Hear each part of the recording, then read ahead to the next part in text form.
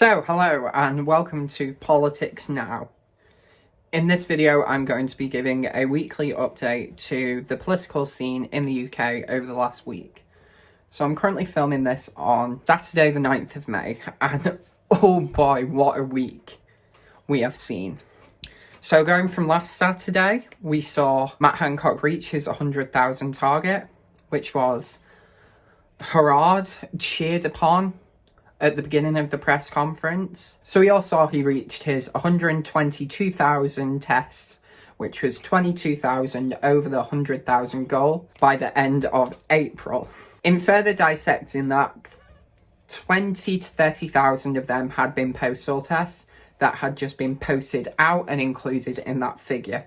So whether you take that as reaching the 100,000 or not, it's being debated between the different political strands within the UK. But the big thing on testing is this number dipped as soon as Saturday was over. We saw 104,000 tests done on Saturday last week.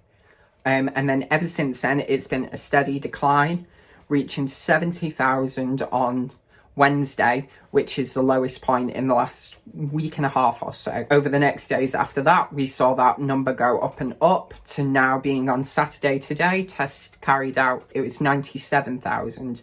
So just below the 100,000 sustainable target that Matt Hancock wanted to reach. So the next thing that I want to touch base on, Boris Johnson. So as we know, Boris came back to work last Monday with that speech that he did on the street of Downing Street, promising that we all need to carry on and stay home to save lives and protect the NHS. That was his big thing that he said in that speech, which was nothing new that we hadn't heard in the briefing. Now that happened, a whole week passed by. He had the birth of his new son, Wilfred, which I'd like to congratulate the Prime Minister and Carrie Symonds on their child. A bit of positivity in this time. Grateful for that. However, we didn't see Boris Johnson for the rest of the week. Come to Wednesday this week, we saw Boris Johnson in his first PMQ outing against the newly elected Labour leader Keir Starmer. Now, bear in mind, this is Keir Starmer's third PMQ since being elected. We've seen him both times with Dominic Raab before, with a mixed reaction of how he performed. The first week he was very forensic, very on track. The next week he was a bit underprepared because he was expecting it to be Boris and it happened to be Dominic Raab again, obviously, because Boris Johnson was in hospital with his wife, obviously. Not with his wife, with his girlfriend, Carrie Symonds. But this week, Wednesday, was the first outing of Boris Johnson v Keir Starmer, which is going to shape our political sphere for the next 4 years until the next election. Now, coming from a neutral perspective, it was a very good PMQs, considering Parliament isn't how Parliament should be. We've got the cameras, the Zoom calls. It was very different atmosphere, and Keir Starmer was quintessentially a lawyer and picked in very fine tooth combs the statistics to put in place for Boris Johnson. And Boris Johnson, weirdly, was not Boris Johnson. He was very formal. He tried to not have as many Johnsonisms involved in his answers. It was a completely different mantra to how he did PMQs with Jeremy Corbyn. And if we see this continuing to when Parliament is reopened, it's going to be a really big change to how the political dynamic works within Parliament and will be welcomed by everyone, considering we've not really seen a good opposition leader within the last 5 years and how they act within PMQs. So there was the big questions on PPE, testing, which Boris Johnson has now announced 200,000 tests is the new target for the end of April, and which again, setting these big tasks, and I do have to feel sorry for Hancock because the look on Hancock's face as he announced that was great. We now need to ramp up capacity even more, which I'm filming this today. Capacity is 140,000, which is considerably a lot more than it was this time a month ago in March, where we were on about 10,000. Comparing it to April around this time, where we were on about 10 to 20,000 tests, it's a huge increase. to get to 200,000, to be on par, even above the levels of which Germany are testing per day, is a considerable achievement for PHE, NHS and the government in regards to testing. Whether it was too slow to get to that point or not, it's a massive achievement for the government to be able to reach, if they reach 200,000 tests / capacity by the end of this week's been really a stopgap week. There's not much has happened in regards to news other than on Wednesday, obviously, we had Boris Johnson at the briefings and PMQs, all relating to a slight change come Monday. And now we've learned to know that there's going to be this big announcement tonight, 7 p.m. I'll be posting a video on Monday in regards to the updates that Boris Johnson is setting from this announcement come tomorrow night. Well, tonight when you're watching this. The media really took this and ran. The right-wing press really championed this as the free day, the day lockdown's lifted, life's going to get back to normal, but it's really not. And Dominic Raab was very keen to say that this is not what's happening, this isn't going to happen, it's not going to be a massive change. And we've seen that with the Welsh Assembly, now the Welsh Parliament, and the Scottish Parliament really basing that fact on that things aren't going to change, lockdown's going to be extended for another 3 weeks, which is ultimately probably the best action, considering we're still seeing considerably higher deaths than we should probably have. We've reached a very somber note in regards to deaths, and deaths are a very tricky topic to cover, but we are now on record as being the highest number of deaths within Europe. We overtook Italy on Thursday, which is very sad. And we are now reporting in all industries, at community hospitals, care homes.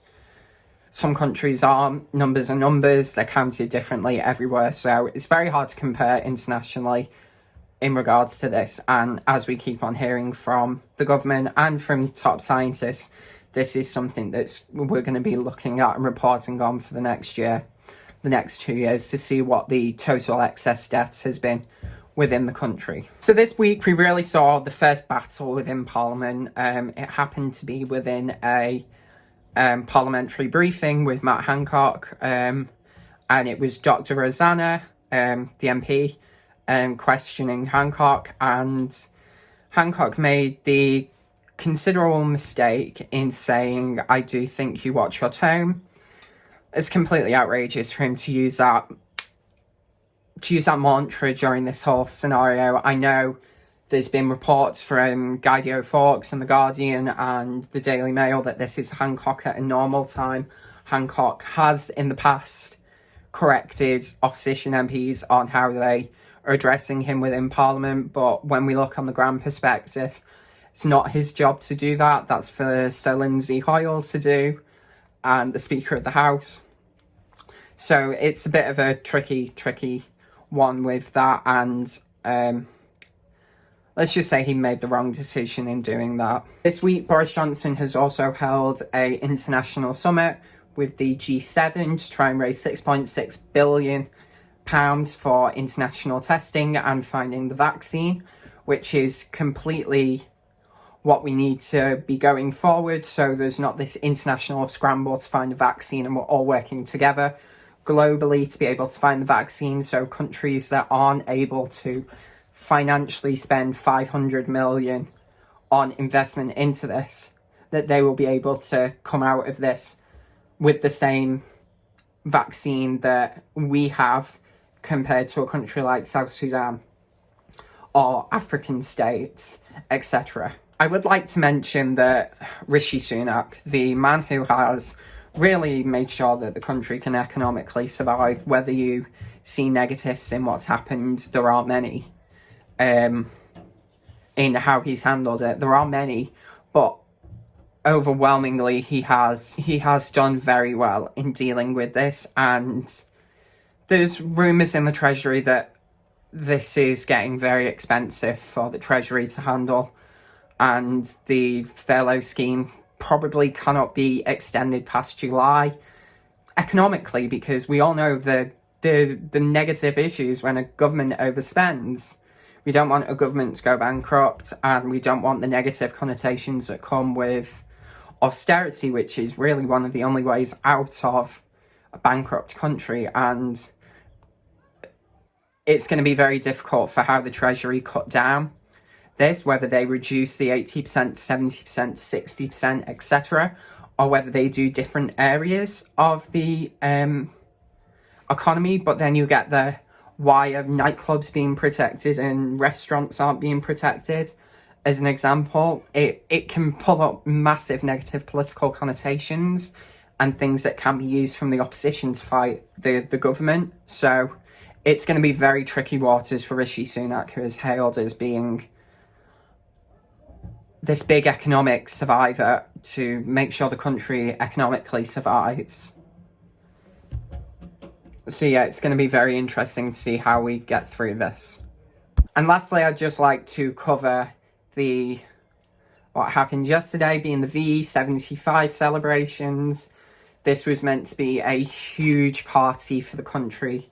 We were all meant to be in the streets partying, celebrating 75 years since the liberation of Europe, the European Victory Day, Victory Day over Europe. And really this couldn't happen. And I have to applaud the country, most parts of the country, for how they dealt with it. Especially in my area, there wasn't street parties. People were inside. People they were on their driveways, talking, having cups of tea. All the quintessentially British stuff that you would expect on VE Day. However, there's parts of the countries that definitely did not adapt to this. And I have to go again and say that the media have very much messed this up. The BBC in particular were filming street parties where people were doing the Congo. This was in Warrington, not socially distancing, a whole street, and none of the BBC executives/reporters that were there felt the need to say, why are you doing this? This isn't right. This isn't how we should be doing this. This shouldn't happen, yet they film it and use it on the news. It doesn't spread the right message, considering the messaging hasn't changed. It's still stay home, save lives, protect the NHS.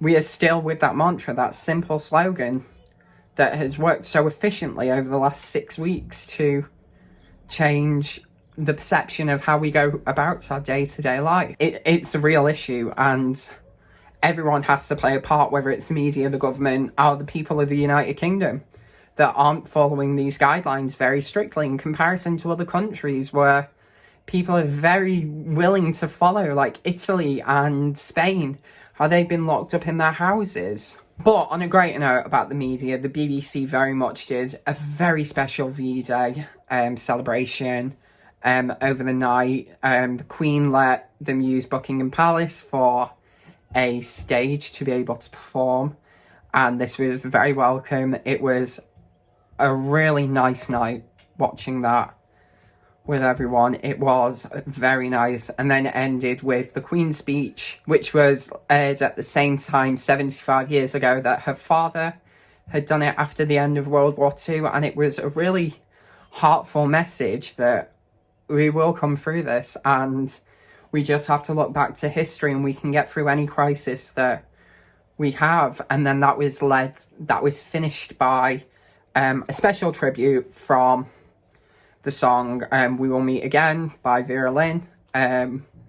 Sadly, she was meant to be leading it out of her flat, out of her house window, but unfortunately she wasn't in the correct state to be able to do that. So it was very much led by a virtual picture of her and Catherine Jenkins, and then all around the UK there was different people singing along to it, and it was a very sweet somber moment, and it made last night, followed on by the BBC's little minute clip of their different presenters talking about the virus and how we'll get through this. And that's what I want to end this video on, is the fact that we can get through this. This country's gone through a lot worse than this virus, and we will get through this. We will come out of the other end.